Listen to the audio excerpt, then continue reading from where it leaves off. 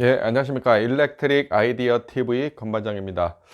오늘은 여러분들께 전기인이 되기 위한 입문 자격증, 이제 전기 기능사에 대해서 좀 이게 설명을 드릴까 해요. 그러니까 전기 기능사에 대해서 좀 자세히 좀 알아보려고 합니다. 전기 기능사는 이게 많은 사람들이 준비를 할 수 있어요. 그 이유는 뭐냐면은 전공을 하지 않아도 그 응시 자격에 대한 제한이 없기 때문에 아무나 볼 수가 있는 것입니다. 그래서 전기 기능사는 어 응시 자격에 제한이 없기 때문에 비전공자가 볼 수도 있고 고등학생이 볼 수도 있고 중학생이 볼 수도 있어요.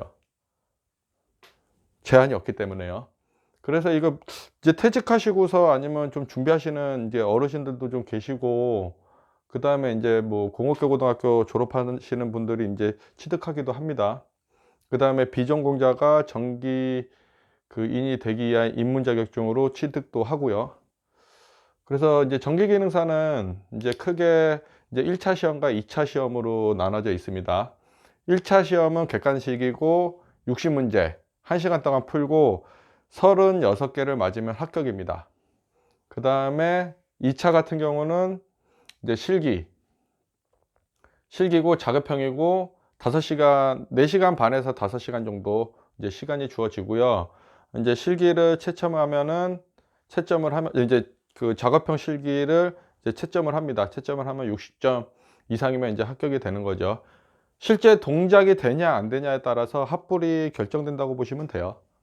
그리고 인제 1차 같은 경우는 필기가 인제 과목이 인제 이거는 이제 출제 기준에 나와 있는 거예요, 출제 기준. 그래서 전기 이론, 그다음에 전기 기기, 전기 설비가 이게 들어가 있어요. 전기 이론은 이제 기본적인 거, 우리가 인제 회로 이론에서 인제 산업기사나 기사, 뭐 기능장, 기술사 이런 데서 다루는 그런 그 전기 이론과는 쪼금 다릅니다. 뭐 원자부터 막 이렇게 나와요. 그래서 그런 기본적인 인제 직류와 교류, 회로에 대한 이론이 좀 나오고, 전기기기는 뭐 유도기, 직류기, 동기기, 정류기 뭐 이런 것들이 인제 기본적인 것들이 나오고, 이제 전기 설비는 주로 인제 우리 전기 설비를 담당하게 되기 때문에 뭐 기본적인 이제 차단기나 수변전 설비의 이제 아주 기본적인 사항들, 그리고 인제 전기 공사 방법들, 금속관 공사나 아니면 PVC 공사나 뭐 피강 공사나 덕트 공사나 뭐 애자 사용 공사나 뭐 이런 것들이 인제 나옵니다. 그다음에 접지 관련된 것들이 좀 나오고요. 그다음에 2차 실기 같은 경우는 전기 설비 작업인데, 보통 뭐 Y 델타 기동 아니면 승강기 회로도 일부 나올 때가 있어요. 그리고 뭐 플로트 수위 조절 회로 뭐 이런 것들이 인제 기본적인 것들이 나와요. 이제 그 형태는 기능장이나 기능사나 이제 범위는 이제 나오는 범위는 비슷한데, 인제 복잡하냐 복잡하지 않냐, 그다음에 PLC가 들어가냐 안 들어가냐에 따라서 좀 이제 실기는 작업이 좀 달라진다고, 기능사와 기능장과 이제 구분이 된다고 좀 생각하시면 되고요. 작업 시간이 5 시간이에요, 5 시간. 말이 5 시간이지, 우리가 인제 시퀀스도를 보고 인제 제어판을 인제 우리가 회로도 시퀀스도를 보고 제어 회로를 우리가 번호를 매기고, 릴레이나 타이머에 대한 그런 접점들을 번호를 기록한 다음에, 그리고 제어판에다가 인제 타이머 베이스나 릴레이 베이스들을 다 꼽아요. 그다음에 단자대를 다 꽂고, 그거를 이제 그 전선을 이용해서 배선을 합니다. 그리고 그 배선한 것을 우리가 인제 그 판넬에 부착을 하고 이제 배관 공사를 하죠. 배관이랑 이제 스위치류 뭐 이런 것들을 이제 버튼류, 또 아니면 리미트 스위치 뭐 이런 것들을 인제 부착을 해서 동작할 수 있도록 그렇게 만들고, 그리고 맨 마지막으로 배선을 하죠. 배선을 하고 나서 우리가 인제 부조 테스터기를 이용해서 접점을 시퀀스도에 있는 접점과 인제 맞는지 확인을 하고 인제 우리가 나오죠. 그러면 인제 끝나게 되면은 이제 감독관이 인제 전원을 놓고 인제 점검을 하죠. 그래서 동작이 되면은 합격, 동작이 안 되면 불합격. 이제 합격도 인제 대부분 제가 인제 기능사를 이제 어려서 그 젊었을 적에 봤을 적에는 대부분 그거였어요. 그 동작이 되면은 한 70점대가 나오더라고요. 뭐 80점 넘어서 합격하시는 분들도 있는데 어차피 60점 이상이면은 뭐 100점 맞은 거나 60점 맞은 거나 똑같은 거니까. 그다음 59점은 뭐 빵점 맞은 거나 같은 거죠. 자격증 체계에서는. 이게 5시간이 진짜 쉽지 않아요. 그리고 저 때는 이게 전기 기능사가 예전에 제가 이제 공부할 적에는 전기 기기 기능사와 전기 공사 기능사가 이게 나눠져 있었죠. 그때는 이제 전기 공사 기능사 2급, 1급 이렇게 있었고 전기 기기 기능사 1급, 2급 이렇게 나눠져 있었어요. 지금은 이제 전기 기능사로 그냥 1, 2급을 다 묶어버렸죠. 그래갖고 책도 두꺼워졌고 이제 범위도 좀 넓어졌고 그다음에 작업형 실기 시간도 예전보다 좀 늘어났고. 저 때는 이제 전기공사 이제 기능사를 딱 볼 적에 이제 그거예요. 그 금속관공사가 딱 나오잖아요. 배관이. 그러면은 불합격자 수들이 급상승했어요. 그 다음에 P나 PVC 공사 나오면은 합격자 수가 좀 늘어나고. 지금은 금속관공사는 안 나오잖아요. 전기 기능사 되고 나서. 왜냐면 이게 너무 준비할 사항들이 많다고 해가지고 아마 뺀 거로 알고 있는데, 그 다음에 이제 전기기능사 이제 공부 시간은, 이제 공부 기간은 보통 1차는 1에서 3개월 초보자 기준으로 해서 아무 전공이 없고 문제답만 뭐 외우고 이론 좀 공부한다. 그러면 1에서 3개월 정도 걸려요. 집중해서 한다면. 뭐 회사 다니면서 해도 1에서 3개월 정도. 빠른 사람은 이제 공고 나온 사람들은 한 1개월, 문제답만 열심히 외우시는 분들이 있거든요. 1개월. 그 다음에 최대는 3개월. 근데 이거는 사람에 따라 좀 다른 것 같아요. 이게 어떤 사람은 필기를 6개월까지 가신 분들도, 1년까지 가신 분들도 있어요. 1년. 그 다음에 2차도 그 우리가 필기 합격하고 나면은 이제 준비 기간이 학원 등록하면 한 달 정도 된다고 봐요.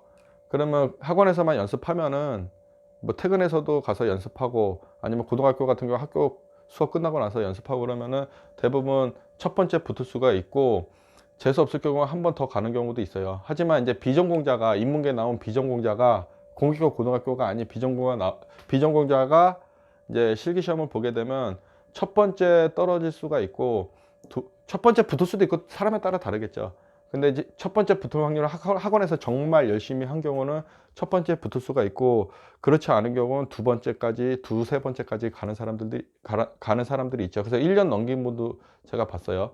제가 이제 현장을 말하다 보면은 전기기능사 최초 땄을 적에가 얼마 걸렸냐는, 얼마를 걸렸는지에 대한 제 설명 자료가 있어요. 저는 2년 걸렸어요. 2년. 왜냐하면 공부를 안 하고 학원만 가고 집에 와서 이제 다른 거 하고 또 학원 갔다 오고 정규반 들었었거든요. 이게 하다 보니까는 2년 만에 이제 자격증을 최종 땄죠. 실제 이제 실기는 한 번에 붙었고 필기까지가 거의 1년 넘게 갔죠. 그리고 이제 법적 혜택, 이제 전기 기능사를 여러분들이 이제 취득하게 되면은 이제 법적 혜택이 있어요. 법적 혜택. 첫 번째, 이제 전력기술관리법에 의해서 이제 초급감리원, 이제 6력의 이제 전력관리 업무를 하면은 이제 초급관리원에 대한 자격을 받을 수가 있고, 그 다음에 중급은 이제 전력기술관리 업무에 이제 10년을 이제 종사하게 되면은 이제 중급까지 올라갈 수가 있어요. 그래서 이게 이제 전력기술관리법상에는 이제 보조감리원과 이제 보조감리원과 책임감리원이 있어요. 대부분 보조감리원은 옆에 서포트 해주는 거고, 책임감리원은 실제 도장을 찍는 사람이에요. 그래서 이제 중급은 이제 총공사비 10억까지 책임감리를 할 수가 있어요. 그 다음에 그 이상이 되면 이제 고급 밑에 이제 중급으로 보조로 들어갈 수가 있겠죠. 이제 10년이 되는 사람들은. 그 다음에 초급감리원 같은 경우는 이제 자격을 받는 게 6년에 대한 경력을 가지고 있어야 된다는 거예요. 그 다음에 전기공사업법상 안전관리 보조원으로 선임이 가능해요. 이제 주가 있고 보조가 있죠. 보조는 전기과 대학교 나오고 실무 경력이 6년인가 있으면 그냥 보조자로 또 선임이 되기도 해요. 하지만 이제 기능사가 있으면은 바로 보조자로 선임이 가능하죠.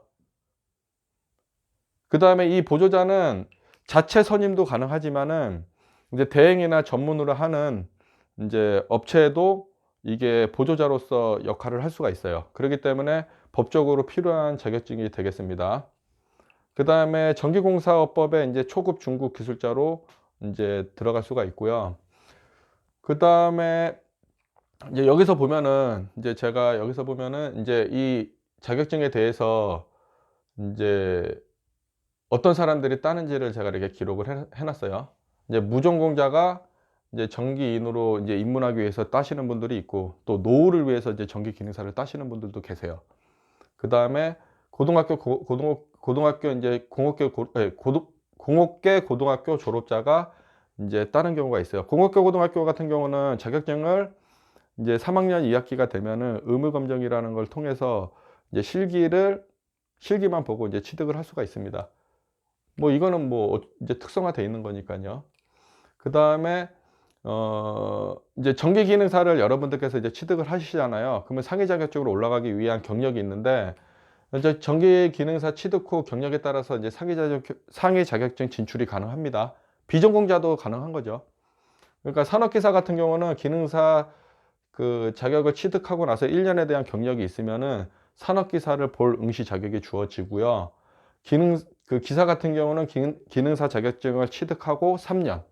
그 다음에 기능장애나 기술사는 기능사 자격을 취득하고 7년의 경력이 있어야지만이 응시 자격이 주어집니다. 그리고 이제 요거 전기기능사 같은 경우는, 그러면 여러분들 합격률이 얼마나 될까? 합격률이 얼마나 될까? 이제 통계 자료를 제가 이제 그 2018년도서부터 이제 쫙 뒤져봤어요.